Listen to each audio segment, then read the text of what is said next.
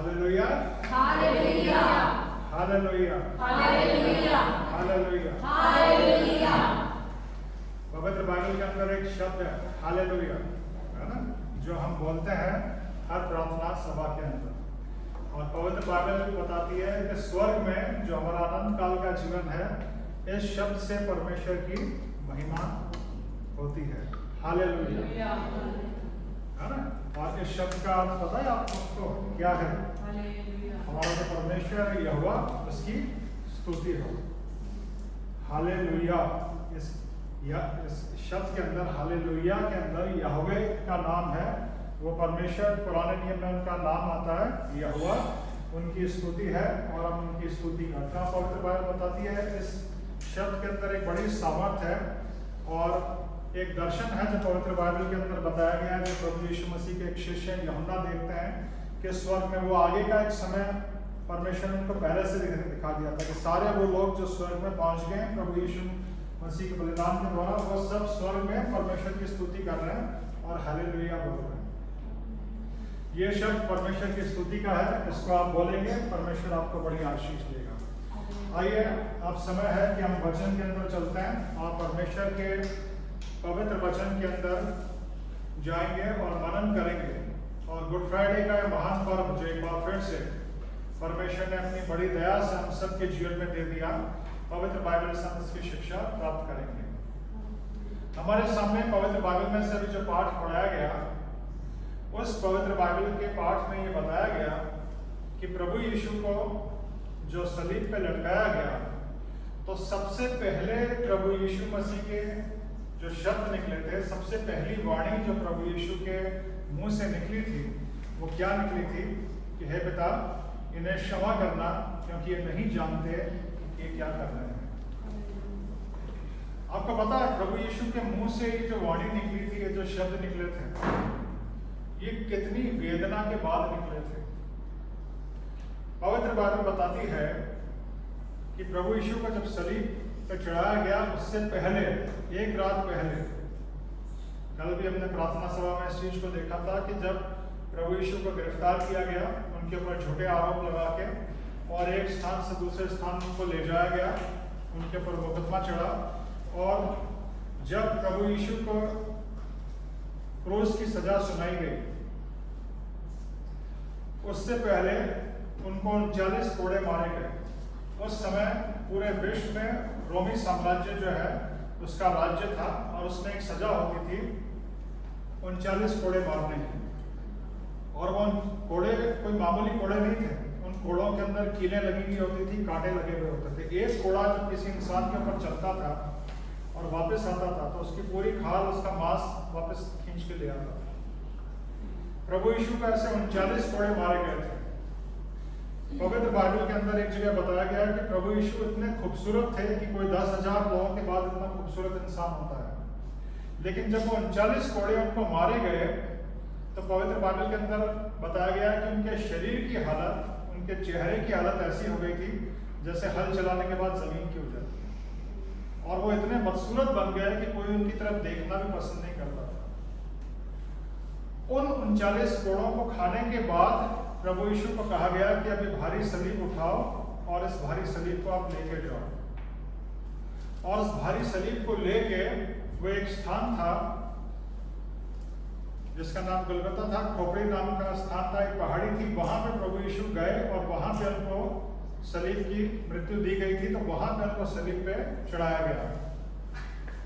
पूरा जिस्म लहूलुहान था, पूरे शरीर में से लहू निकल रहा था, पूरे शरीर में घाव ही घाव थे 39 कोड़े खाने के बाद।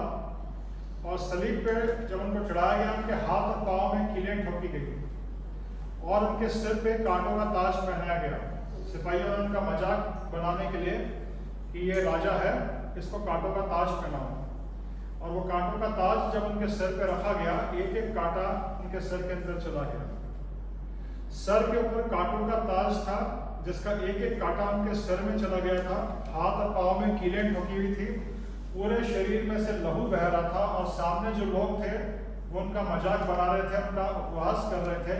तब प्रभु यीशु ने ये कहा कि हे पिता, इन्हें क्षमा करना, क्योंकि ये नहीं जानते कि क्या कर रहे हैं। सोचिए, एक बड़ी असीम वेदना के अंदर एक व्यक्ति कैसे ऐसी प्रार्थना कर सकता है। और पवित्र बाइबल इस बात को बताती है कि प्रभु यीशु ने अपने विरोधियों के लिए, अपने दुश्मनों के लिए, वो सारे लोग जिन्होंने उनको मारा, उनको सताया, उनको तकलीफ दी, उनके लिए ये प्रार्थना करी परमेश्वर पिता से कि आप इनको माफ कर दीजिए, क्योंकि इनको पता ही नहीं है कि ये क्या कर रहे हैं। अगर पता होता तो नहीं करते। प्रभु यीशु ने सलीब के ऊपर से माफी की ये प्रार्थना करी। और पवित्र बाइबल इस बात को बताती है कि प्रभु यीशु ने सलीब के ऊपर से 7 वचन कहे, जिनमें से पहला वचन है जो माफी का वचन है। और भले ही 7 वचनों को लोग ना जाने, लेकिन ये एक ऐसा वचन है जिसको सब जानते हैं कि प्रभु यीशु ने सलीब पे से ये कहा था अपने दुश्मनों के लिए, अपने शत्रुओं के लिए कि हे पिता, इनको माफ करना, क्योंकि ये नहीं जानते कि ये क्या कर रहे हैं। पवित्र बाइबल माफी का एक बहुत बड़ा संदेश है। ये जो ग्रंथ है पवित्र बाइबल, इसका जिस्ट अगर आप समझना चाहें तो वो ये है परमेश्वर की माफी एक पापी व्यक्ति के लिए, परमेश्वर की माफी पूरे पापी संसार के लिए, परमेश्वर की माफी पूरी पापी मानव जाति के लिए। पवित्र बाइबल बताती है कि परमेश्वर ने मनुष्य को बनाया अपनी संगति के लिए, अपने साथ रहने के लिए, अपने से प्रार्थना करने के लिए। लेकिन मनुष्य पापी हो गया, शैतान ने बहकाया। एक बुरी आत्मा है शैतान, जिसने इंसान को बहकाया, उनसे पाप करवाया। पवित्र बाइबल बताती है एक रोशनी का संसार है, एक अंधकार का संसार है। अंधकार के संसार में दुष्ट आत्माएं हैं जो हर इंसान को बहकाती है, उन्हें परमेश्वर से दूर ले जाती है। लेकिन पवित्र बाइबल परमेश्वर के प्रेम के बारे में बताती है कि परमेश्वर इतना प्रेमी है कि संसार का जो सबसे गिरा हुआ, सबसे बड़ा पापी व्यक्ति है, परमेश्वर उसको भी माफ करके उसको बचाना चाहता है। और इसलिए परमेश्वर ने प्रभु यीशु को इस संसार में भेजा। प्रभु यीशु ने माफी की ये जो प्रार्थना करी थी, ध्यान से इस बात को सुनिएगा। आज से 2024 वर्ष पहले जितने लोगों ने उनको मारा, उनको सताया, उनको कोड़े मारे, उनके हाथ पांव में कीलें ठोकी और जो उनका मजाक उड़ा रहे थे, प्रभु यीशु ने ये प्रार्थना सिर्फ उन लोगों के लिए नहीं करी। प्रभु यीशु की ये प्रार्थना पूरे विश्व के लिए है, पूरी मानव जाति के लिए है, मेरे और आपके लिए भी है। आज जितने भी लोग इस हॉल में यहाँ बैठे हैं ना, हम सब के लिए भी है। क्योंकि एक समय था हम सब नहीं जानते थे कि हम क्या कर रहे हैं, और हर वो इंसान जो भूल में है, अंधकार में है और परमेश्वर से दूर है, परमेश्वर से दूर एक पापमय जीवन जी रहा है, प्रभु यीशु उसके लिए भी प्रार्थना करते हैं। पवित्र बाइबल बताती है कि आज वो स्वर्ग में परमेश्वर पिता के दाहिने हाथ बैठ के पूरे विश्व के लिए, हम सब के लिए प्रार्थना करते हैं। और यही उनकी माफी की प्रार्थना आज भी जारी है। पवित्र बाइबल का संदेश एक माफी का संदेश है। पवित्र बाइबल का संदेश एक माफी का संदेश है। पवित्र बाइबल बताती है कि परमेश्वर जो सर्वशक्तिमान परमेश्वर है, पवित्र बाइबल बताती है कि एक ही ऑलमाइटी गॉड है, एक सर्वशक्तिमान परमेश्वर है जिन्होंने पूरी सृष्टि को बनाया। साइंस बताती है इस सृष्टि में जितनी भी गैलेक्सीज हैं, जितने भी प्लैनेट्स हैं, स्टार्स हैं, सबको बनाने वाला एक परमेश्वर है, एक परमेश्वर। और पवित्र बाइबल उन सर्वशक्तिमान परमेश्वर के कई गुणों के बारे में बताती है, पर सबसे बढ़ के पवित्र बाइबल जो सर्वशक्तिमान परमेश्वर का गुण बताती है वो है प्रेम। कि परमेश्वर प्रेमी परमेश्वर है और वो माफ करने वाला परमेश्वर है। और पवित्र बाइबल परमेश्वर के प्रेम के बारे में ये बताती है कि एक माँ अपने बच्चे को भूल सकती है। क्या कोई माँ भूल सकती है? नहीं भूल सकती। इस संसार में सबसे बढ़ के माँ का प्रेम माना जाता है। इसीलिए पवित्र बाइबल कहती है कि एक माँ अपने बच्चे को भूल सकती है, पर परमेश्वर तुम्हें कभी नहीं भूल सकता। पर क्या है कि पापी इंसान ही अपने पाप की वजह से परमेश्वर को छोड़ के और परमेश्वर से दूर भागता है। पवित्र बाइबल ये माफी का संदेश पूरे विश्व को, पूरी मानव जाति को देती है कि पूरा विश्व और पूरी मानव जाति जो अपने पापों की वजह से परमेश्वर से दूर जा रही थी, सर्वशक्तिमान परमेश्वर जिन्होंने पूरी सृष्टि की रचना करी, वो चाहते तो पूरी सृष्टि को मिटा सकते थे, पापी मानव जाति को मिटा सकते थे, मार सकते थे, पर उन्होंने मारा नहीं, मिटाया नहीं। पूरी पापी मानव जाति को मारने के बजाय उन्होंने हमारे उद्धार के लिए एक योजना बनाई। उन्होंने प्रभु यीशु को इस संसार में भेजा। प्रभु यीशु जो स्वयं परमेश्वर है और परमेश्वर पिता के साथ अनादिकाल से अनंत काल तक हैं, वो आज से 2000 वर्ष पहले एक मानव शरीर लेके, एक मानव की देह लेके हमारे बीच में आए। प्रत्येक वर्ष हम क्रिसमस मनाते हैं। क्रिसमस पे हम प्रभु यीशु मसीह के बर्थ को सेलिब्रेट करते हैं। जब प्रभु यीशु का जन्म इस संसार में एक बच्चे की नाई, एक बालक की नाई हुआ। गुड फ्राइडे का पर्व हम मनाते हैं जब प्रभु यीशु ने हम सब के पापों के लिए अपना बलिदान दिया। और आज से तीसरे दिन हम पुनरुत्थान दिवस मनाएंगे, रिजरेक्शन डे। ये 3 पर्व हैं हम मसीह लोगों के लिए जो परमेश्वर को मानते हैं, प्रभु यीशु को मानते हैं। क्रिसमस, गुड फ्राइडे और रिजरेक्शन डे, पुनरुत्थान दिवस। प्रभु यीशु हमारे पापों के लिए सलीब पे मारे गए, तीसरे दिन वापस जी उठे। लेकिन इस वाणी के जरिए हम परमेश्वर के प्रेम को, प्रभु यीशु के प्रेम को, उनकी क्षमाशीलता को देखेंगे कि इतने घायल होने के बावजूद, इस असीम वेदना में भी उन्होंने अपने शत्रुओं के लिए प्रार्थना करी, पापी मनुष्यों के लिए प्रार्थना करी। और उनकी ये प्रार्थना मेरे और आपके लिए भी है। परमेश्वर इतने प्रेमी है, प्रभु यीशु इतने प्रेमी है। प्रभु यीशु कह रहे हैं परमेश्वर से कि आप इन मनुष्यों को माफ कर दीजिए, क्योंकि ये जानते ही नहीं कि क्या कर रहे हैं। परमेश्वर से दूर हर एक व्यक्ति अंधकार में है, एक अज्ञानता में है, पवित्र बाइबल ये बताती है। और पवित्र बाइबल के वचन हर एक मनुष्य की अज्ञानता को दूर करते हैं। पवित्र बाइबल के वचन बताते हैं कि परमेश्वर हमसे कितना प्यार करते हैं। परमेश्वर सिर्फ क्रिश्चियन से नहीं, मसीह लोगों से नहीं, पूरे विश्व से, हर एक इंसान से प्रेम करते हैं।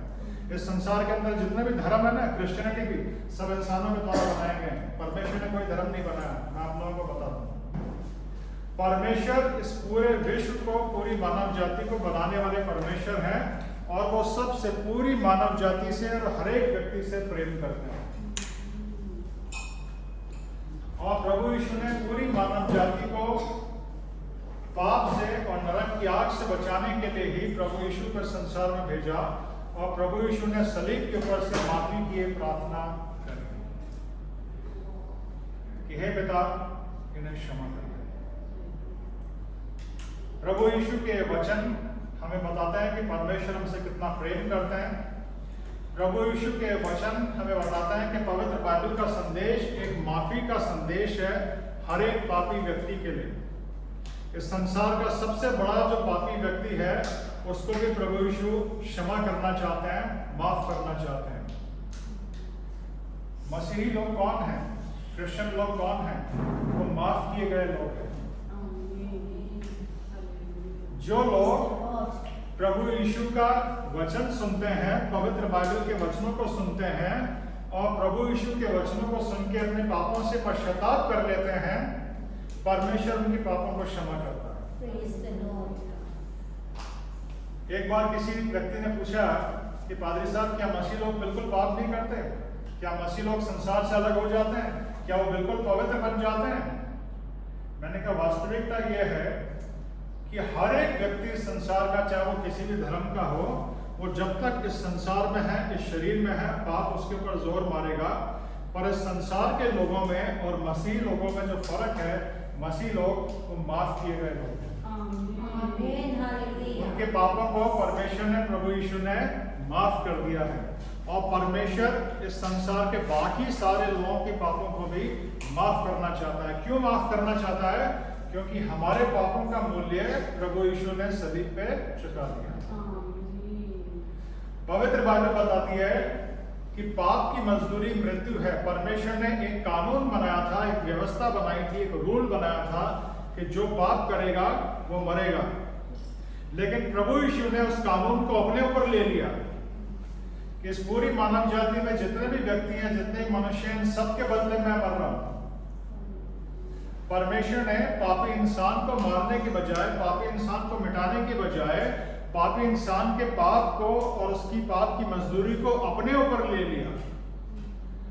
यह है परमेश्वर का महान प्रेम जो पवित्र बाइबल बताती है। सोचिए, आज मनन कीजिए। गुड फ्राइडे के इस पर्व पे परमेश्वर चाहते हैं कि परमेश्वर के इन वचनों को सुनते हुए, परमेश्वर के इन वचनों पे मनन करते हुए आप परमेश्वर के महान प्रेम के ऊपर मनन करें। परमेश्वर के प्रेम पे आप मनन करेंगे, आपका जीवन बदल जाएगा। जब आपको ये पता चलेगा कि इस पूरी सृष्टि को बनाने वाला परमेश्वर मुझसे प्रेम करता है, आपके सारे दुख तकलीफें, सारा तनाव निकल जाएगा। कि परमेश्वर जो जीवन की रचना करता है, परमेश्वर जिसने पूरी सृष्टि की रचना करी, वो मुझसे प्यार करता है, वो मुझसे परवाह करता है। और वो मुझसे कितना प्यार करता है कि मेरे जीवन को बचाने के लिए, मेरी आत्मा को बचाने के लिए उसने प्रभु यीशु को संसार में भेजा। मेरे प्रियो, पवित्र बाइबल एक माफी का संदेश है। पाप में डूबे हुए, अंधकार में डूबे हुए इस पूरे विश्व के लिए, पाप और अंधकार में डूबी हुई इस पूरी मानव जाति के लिए पवित्र बाइबल एक माफी का संदेश है। और पवित्र बाइबल के जरिए परमेश्वर चाहते हैं कि पूरा विश्व जाने कि परमेश्वर इस संसार के सबसे बड़े पापी को भी माफ करना चाहता है। क्यों माफ करना चाहता है? क्योंकि हमारे पापों का मूल्य प्रभु यीशु ने सलीब पर चुका दिया। अब अगली बात जो मैं कहने जा रहा हूं उसको ध्यान से सुनना। कानून ये कहता है एक अपराध की सजा, रूल ये कहता है एक अपराध की सजा एक जने को ही होगी। जो कोई गलती करेगा, पाप करेगा, अपराध करेगा, क्राइम करेगा, एक क्राइम की सजा एक जने को ही होगी। तो हमारे सारे क्राइम, हमारे सारे पापों, हमारी सारी गलतियों की सजा जब प्रभु यीशु ने ले ली और हम स्वीकार करते हैं कि मेरे पापों की सजा प्रभु यीशु ने ले ली, तो फिर हम तौबे आ जाते। यह है उद्धार, यह है माफी कि मेरी सारी गलतियों का मूल्य प्रभु यीशु ने चुका दिया। मेरी सारी गलतियों, मेरे सारे पापों, मेरे सारे क्राइम, मेरे सारे गुनाहों का मूल्य प्रभु यीशु ने चुका दिया सलीब पे। और लॉ कहता है एक गलती की सजा सिर्फ एक को होगी, एक क्राइम की सजा सिर्फ एक जने को होगी। तो प्रभु यीशु को सजा हो गई। तो अगर आप प्रभु यीशु पर विश्वास करते हैं तब आपको सजा नहीं होगी। यह है माफी, पवित्र बाइबल की माफी। यह है पवित्र बाइबल की माफी का संदेश जो आपके लिए है। अब अपने पूरे जीवन को देखो, जितने भी गलत काम आपने किए, जितने भी गलत शब्द आपके मुंह से निकले, जितने भी गलत विचार आपको आए, दूसरों को आपने परेशान किया, सताया, उसके बदले मार किसको पड़ी? प्रभु यीशु को। ये परमेश्वर का प्रेम है कि आपको मारने के बजाय, मुझे मारने के बजाय, मुझे और आपको मारने के बजाय, मुझे और आपको सजा देने के बजाय परमेश्वर ने वो सारी सजाएं प्रभु यीशु को दी। और प्रभु यीशु ने खुद अपनी इच्छा से मेरे और आपकी मृत्यु को अपने ऊपर ले लिया। और सलीब पे उन भयानक वेदनाओं में प्रभु यीशु ने क्या प्रार्थना करी कि हे पिता, इन्हें क्षमा करना। मुझे और आपको माफी मिल गई, मुझे और आपको क्षमा मिल गई। आज पवित्र बाइबल के इन वचनों को अपने हृदय में, अपने मन में ले लीजिए। परमेश्वर ने आपकी माफी का काम कर दिया है। आपके सारे पापों, गलतियों के लिए प्रभु यीशु ने सजा उठा ली है। आपको अपने दिल में, अपने मन में बस ये स्वीकार करना है कि मेरे पापों के लिए, मेरी गलतियों के लिए, जितने भी गलत काम मैंने किए, उनकी सजा प्रभु यीशु को मिल गई। अगर आप दिल से, मन से ये मानते हो, माफी आपकी है, परमेश्वर की माफी आपकी है, उद्धार आपका है, छुटकारा आपका है। तो मसीह लोग कौन है? हम माफ किए गए लोग हैं, जिनको परमेश्वर ने माफ किया है अपनी बड़ी दया से। अब इस वाणी में एक संदेश और है, इस वाणी में एक संदेश और है, और वो संदेश क्या है कि जब हमें माफी मिली, हमें भी माफ करना है ना? क्या आप माफ करते हो दूसरों को?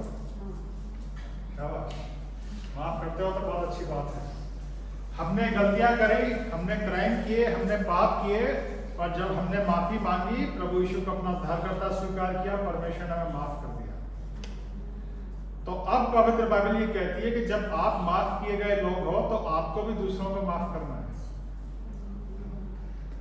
माफी लेना तो आसान है, पर क्या आप माफी देते भी हो? है ना? शाबाश। हर एक मसीही को, हम जो मसीही लोग हैं, हमें सबको माफ करना है। किसको माफ करना है? अपने शत्रुओं को भी, विरोधियों को भी, सताने वालों को भी, सबको माफ कर देना है।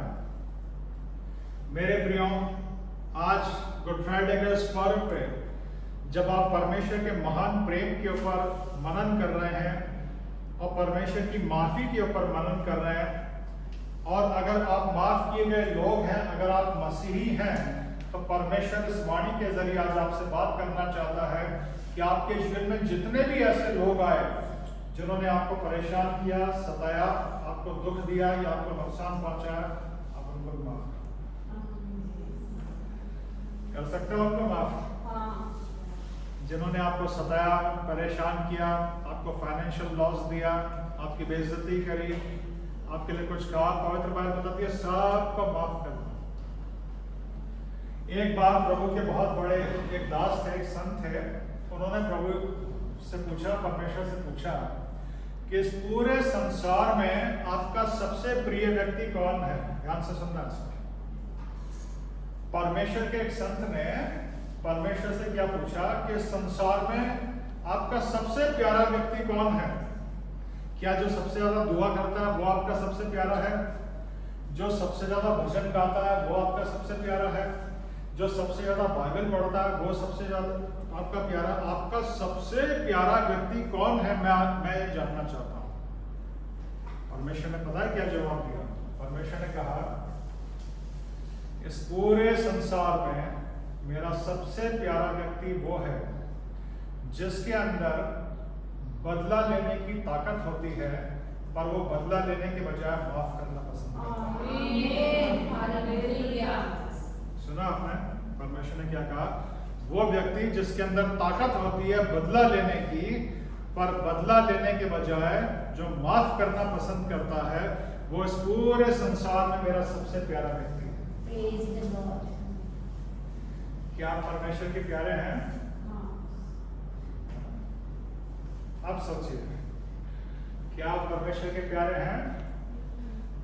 जिन्होंने आपको सताया, परेशान किया, आपका नुकसान पहुंचाया, सबको माफ कर दीजिए, आप परमेश्वर के प्यारे बन जाएंगे।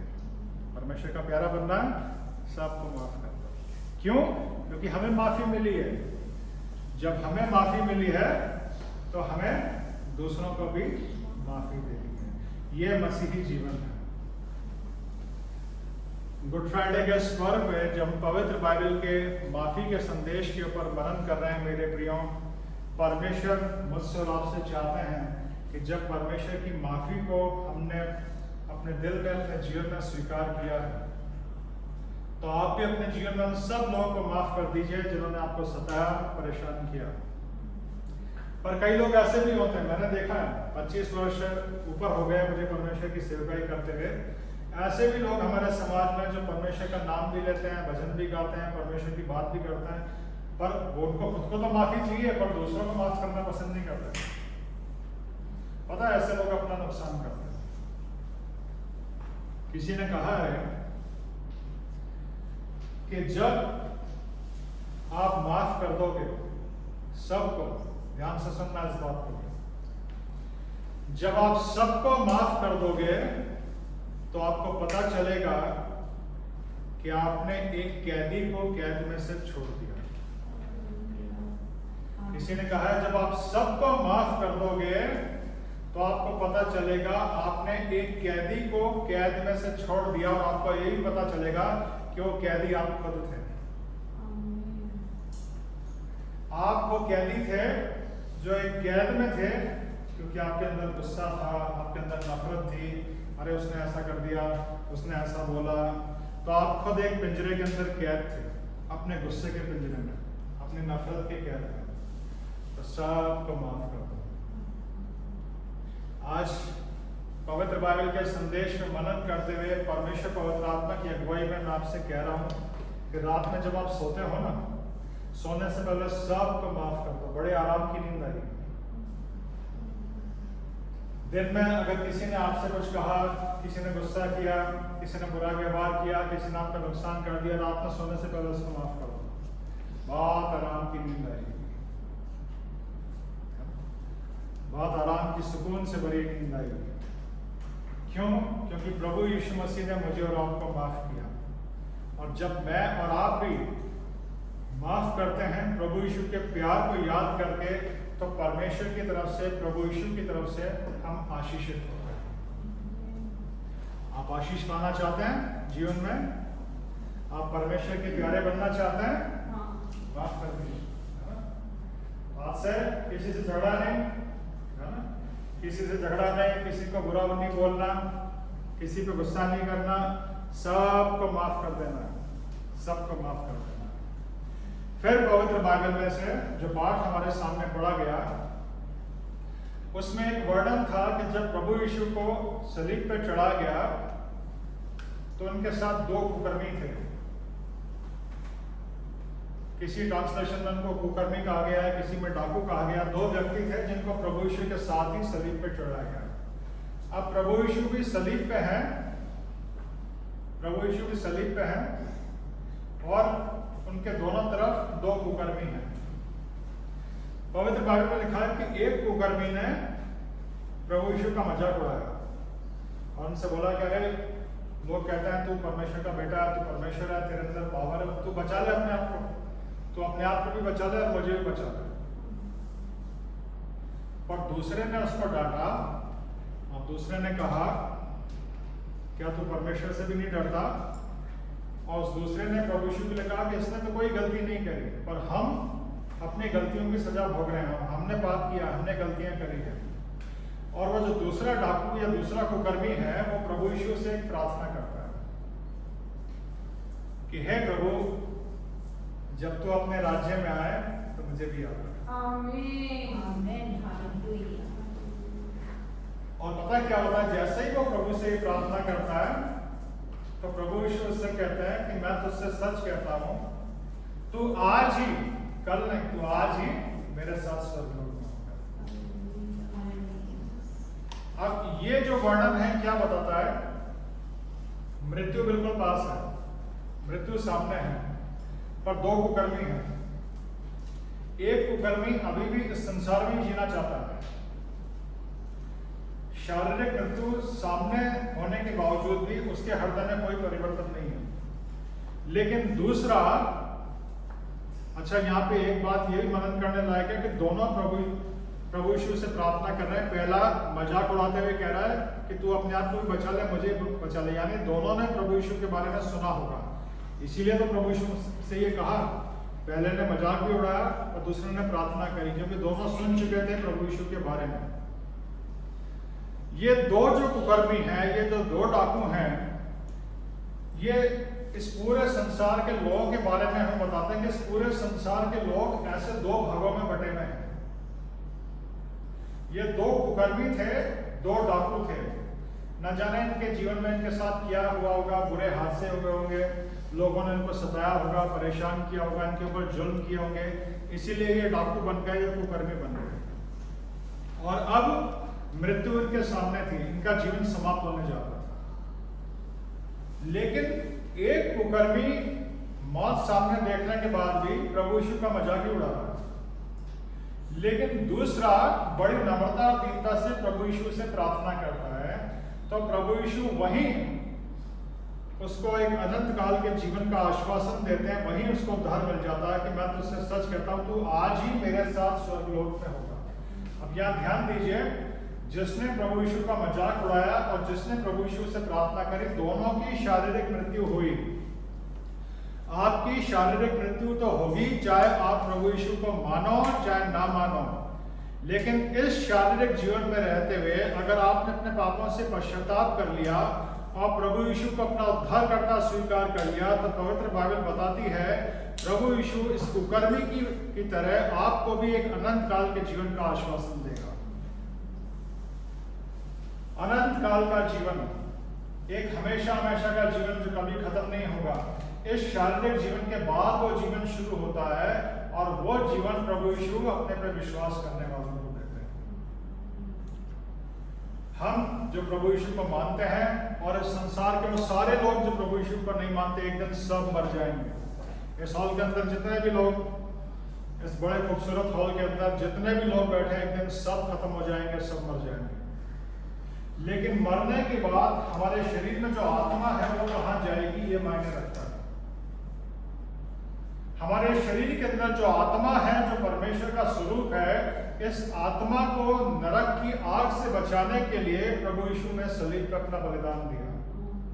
मेरे और आपके शरीर को बचाने के लिए नहीं, हमारे शरीर के अंदर जो आत्मा है, जो स्पिरिट है, उसको नरक की आग से बचाने के लिए प्रभु यीशु ने सलीब पर अपना बलिदान दिया।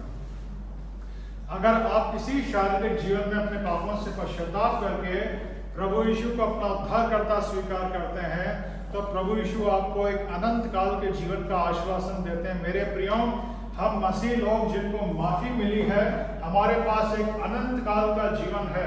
हम मृत्यु से नहीं डरते। मृत्यु अब हमारे लिए सिर्फ एक द्वार है इस शारीरिक जीवन से निकल के अनंत काल के जीवन में जाने का।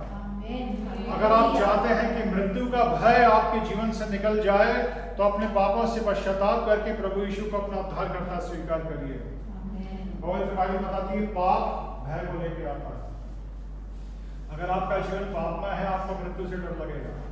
लेकिन अगर आपने अपने पापों से पश्चाताप करके प्रभु यीशु को अपना उद्धारकर्ता स्वीकार कर लिया है, मृत्यु का भय आपके जीवन से निकल जाएगा। क्योंकि जितने भी प्रभु यीशु पर विश्वास करने वाले हैं उन सबके पास एक अनंत काल का जीवन है। पवित्र बाइबल बताती है जैसे ही हमारी शारीरिक मृत्यु होगी, हमारी आत्मा उठेगी, स्वर्ग में जाएगी, परमेश्वर के राज्य में, और एक कभी न खत्म होने वाला जीवन होगा। हजारों, लाखों, करोड़ों साल के बाद भी वो जीवन चलता रहेगा स्वर्ग में, परमेश्वर के राज्य में। उस अनंत काल के जीवन को मुझे और आपको देने के लिए प्रभु यीशु संसार में आए थे। अगर आपने अपने पापों से पश्चाताप कर लिया है, प्रभु यीशु को अपना उद्धारकर्ता स्वीकार कर लिया है, तो वो अनंत काल का जीवन आपका है। गुड फ्राइडे का पर्व, ये ब्लेसेड ओकेजन मुझे और आपको यही संदेश देता है कि उस डाकू की नाई, हम नहीं जानते हमारी फिजिकल डेथ कब होगी, हमारा जीवन कब खत्म हो जाएगा, पर इससे पहले कि हमारी शारीरिक मृत्यु हो, इससे पहले कि हमारा ये जीवन समाप्त हो, हम प्रभु यीशु से उद्धार की प्रार्थना कर लें, हम अपने पापों से क्षमा मांग लें। और अगर हमने अपने पापों से क्षमा मांगी है, क्योंकि उससे पहले प्रभु यीशु ने क्षमा की प्रार्थना कर दी। अगर प्रभु यीशु की क्षमा हमें मिल गई है, उद्धार हमें मिल गया है, तो उसके बाद एक अनंत काल का जीवन हमारा इंतजार कर रहा है। इसके बाद प्रभु यीशु ने सलीब पे से तीसरी वाणी बोली। अब प्रभु यीशु मसीह की शारीरिक मृत्यु होने वाली थी। सलीब के पास उनकी माता मरियम और उनका एक सबसे प्रिय शिष्य यूहन्ना खड़ा था। प्रभु यीशु ने अपनी माता से कहा कि ये तेरा बेटा है, और अपने सबसे प्रिय शिष्य से कहा कि ये तेरी माता है, और माता से बोला ये तेरा बेटा। जबकि पवित्र बाइबल बताती है प्रभु यीशु के और भी भाई बहन थे जो उनकी माता को संभाल सकते थे, उनकी देखभाल कर सकते थे, पर प्रभु यीशु ने अपनी माता को, अपनी माँ को अपने एक सबसे प्रिय शिष्य के सुपुर्द किया। और ऐसा करके प्रभु यीशु ने एक नए परिवार की रचना करी। जो लोग प्रभु यीशु पर विश्वास करते हैं, जो माफी पाए हुए लोग हैं, अब वो एक नया परिवार बन गए हैं। आज ये नई शुरुआत, ये न्यू बिगिनिंग, ये बिलीवर्स अथॉरिटी चर्च एक परिवार है। इसमें सब माफी पाए हुए लोग हैं। मैं और आप अब एक परिवार बन गए हैं प्रभु यीशु मसीह की माफी पाके, और प्रभु यीशु मसीह के खून में हम एक परिवार बन गए। प्रभु यीशु ने सलीब पे आज से 2024 वर्ष पहले ही एक नए परिवार की संरचना करी, एक नया परिवार बनाया। इस संसार में कहते हैं खून का रिश्ता सबसे बड़ा होता है, एक खून का रिश्ता होता है, पर पवित्र बाइबल बताती है कि उस खून के रिश्ते से भी एक बड़ा रिश्ता है, वो है प्रभु यीशु मसीह के खून का रिश्ता। प्रभु यीशु मसीह के खून और प्रभु यीशु मसीह के लहू से जो लोग बचते हैं, वो अब एक नया परिवार है। हमें एक परिवार की तरह रहना है, आपस में प्रेम रखना है। क्या आप समझे इस बात को? हम सब क्या है? एक परिवार है। हम सब एक परिवार हैं। एक परिवार की तरह हमें एक दूसरे को संभालना है, एक दूसरे को रहना है, एक दूसरे की फिक्र करनी है, एक दूसरे की प्रार्थना करनी है। हम सब एक परिवार बन गए हैं। चौथी वाणी प्रभु यीशु मसीह ने सलीब के ऊपर से बोली थी, वो उनका सबसे बड़ा और वेदना का समय था। प्रभु यीशु को सुबह 9 बजे सलीब के ऊपर चढ़ाया गया। दोपहर 12 बजे घोर अंधकार छा गया, सूरज गायब हो गया। इसीलिए गुड फ्राइडे की प्रार्थना सभा अधिकतर चर्चेस में दोपहर 12 बजे शुरू होती है, क्योंकि ये प्रभु यीशु मसीह के सबसे ज्यादा पीड़ा का समय था। दोपहर 12 बजे से लेकर 3 बजे तक एक पहर पूरी तरह से अंधेरा छा गया और प्रभु यीशु मसीह चिल्लाए कि हे मेरे परमेश्वर, तूने मुझे क्यों छोड़ दिया। पवित्र बाइबल बताती है कि परमेश्वर पिता और परमेश्वर पुत्र प्रभु यीशु मसीह वो अनादिकाल से अनंत काल तक हमेशा एक साथ रहे, एक आत्मा रहे। लेकिन सलीब पे परमेश्वर पिता ने पूरी तरह से मरने के लिए प्रभु यीशु मसीह को छोड़ दिया। क्यों? ताकि मैं और आप परमेश्वर के पास आ जाए। अगर आप आज परमेश्वर से दूर हैं तो परमेश्वर का, प्रभु यीशु मसीह का अलगाव जो सलीब के ऊपर से हुआ वो आपके जीवन के लिए व्यर्थ जा रहा है। प्रभु यीशु मसीह ने एक महान और भयानक वेदना सलीब के ऊपर सही, जो सिर्फ शारीरिक मृत्यु नहीं थी, एक सिर्फ शारीरिक दर्द नहीं था, एक बड़ी आत्मा की वेदना थी। परमेश्वर पिता ने प्रभु यीशु को छोड़ दिया, इसलिए छोड़ दिया ताकि मैं और आप हमेशा के लिए परमेश्वर के पास आ जाए। इसके बाद 5वीं वाणी प्रभु यीशु मसीह ने कही, मैं प्यासा हूं।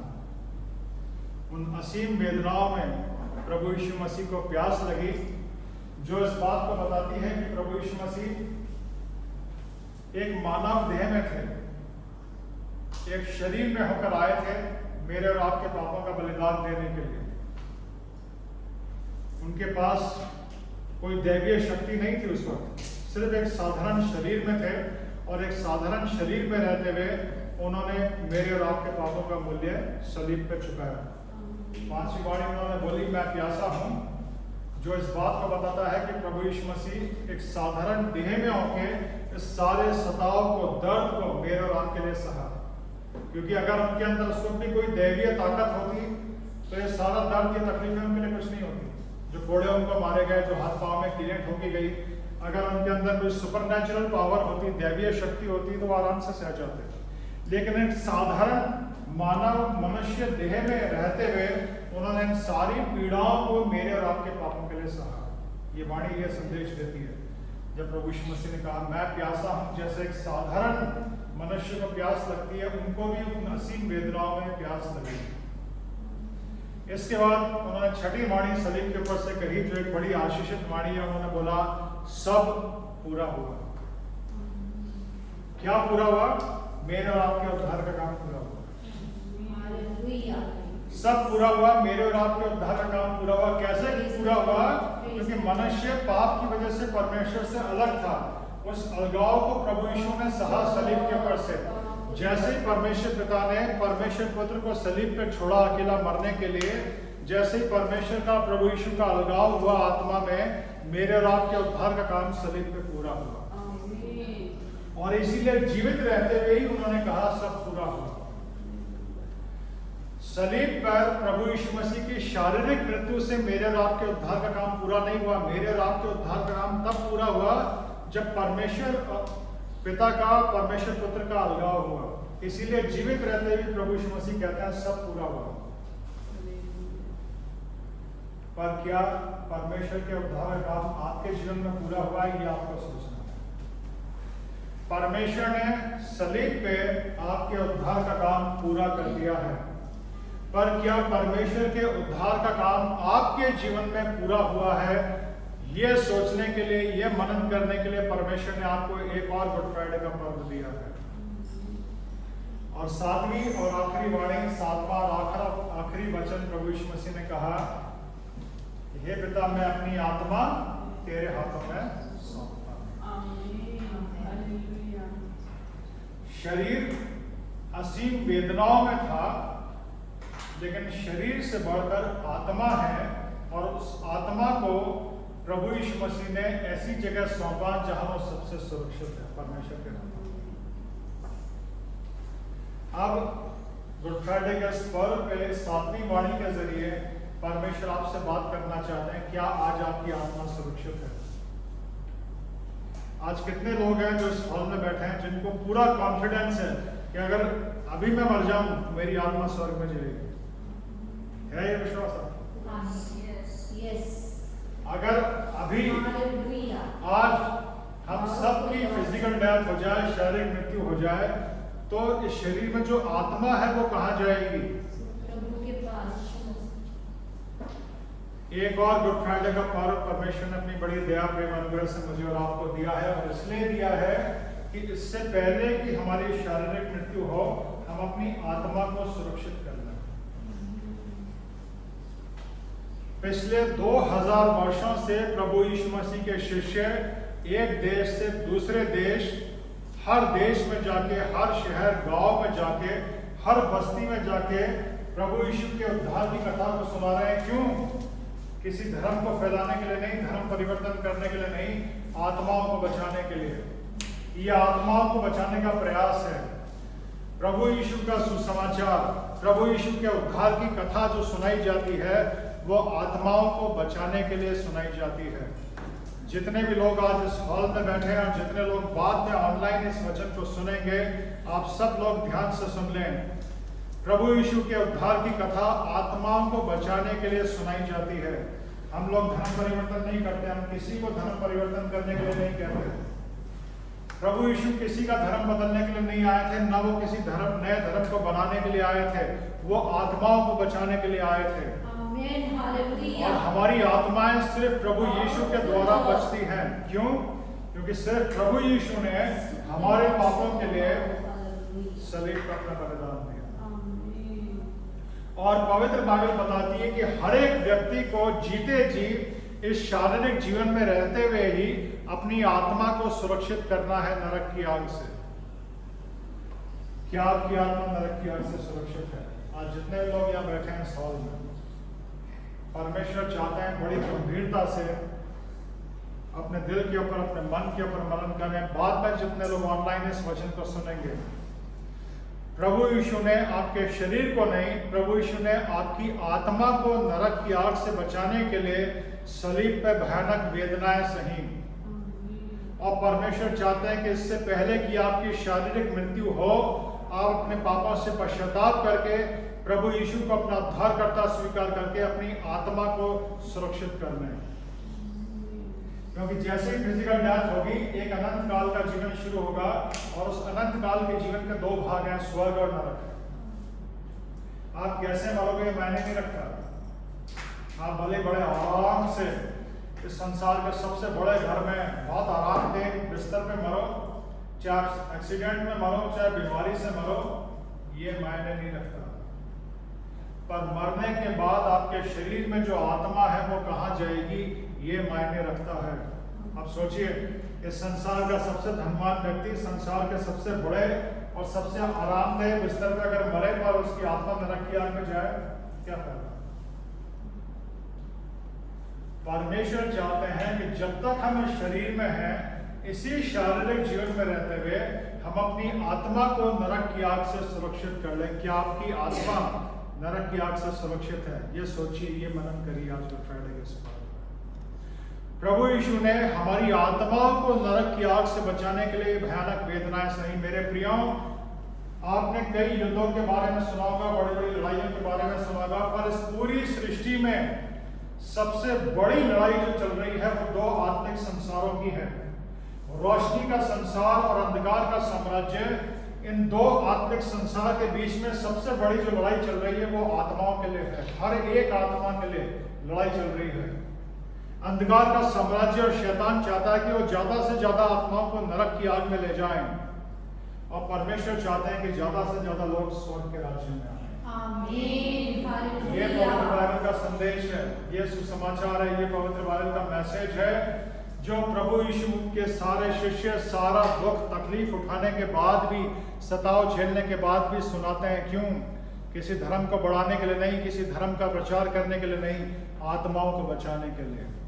परमेश्वर चाहते हैं कि आपकी आत्मा नरक की आग से सुरक्षित हो। प्रभु यीशु ने अपनी शारीरिक मृत्यु से पहले अपनी आत्मा को परमेश्वर के हाथों में सौंप के सुरक्षित कर दिया। प्रभु यीशु मेरे और आपके पापों के लिए सलीब पे मारे गए, तीसरे दिन वापस जी उठे। अभी तीसरे दिन हम पुनरुत्थान दिवस की प्रार्थना करेंगे। तो वो एक संदेश है कि हम सब भी शारीरिक तौर पर मारे जाएंगे, लेकिन जैसे ही शारीरिक तौर पर हमारी मृत्यु होगी, हमारी आत्मा दोबारा उठेगी स्वर्ग में अनंत काल के जीवन के लिए। परमेश्वर इस वचन के द्वारा आप सबको आशीष दे, और मेरी यही प्रार्थना है कि गुड फ्राइडे का यह पर्व और परमेश्वर के वचन का यह संदेश आप सबके जीवन में एक बड़ी आशीष लेके आए। और अगर आज कोई भी जीवन यहाँ पे ऐसा है जिसने अभी तक उद्धार नहीं पाया है, या मृत्यु से आपको डर लगता है, या आपकी आत्मा नरक की आग से सुरक्षित नहीं है, तो आज इस संदेश को सुनने के बाद अपने पापों से पश्चाताप करके आप प्रभु यीशु को अपना उद्धारकर्ता स्वीकार कर लें। इसमें मैं आपकी सहायता, आपकी मदद करना चाहता हूँ। मैं एक प्रेयर करूँगा जिसको कन्फेशन प्रेयर बोलते हैं। उस प्रेयर के लिए सब लोग खड़े हो जाए। मैं आप लोगों के लिए प्रेयर करूँगा।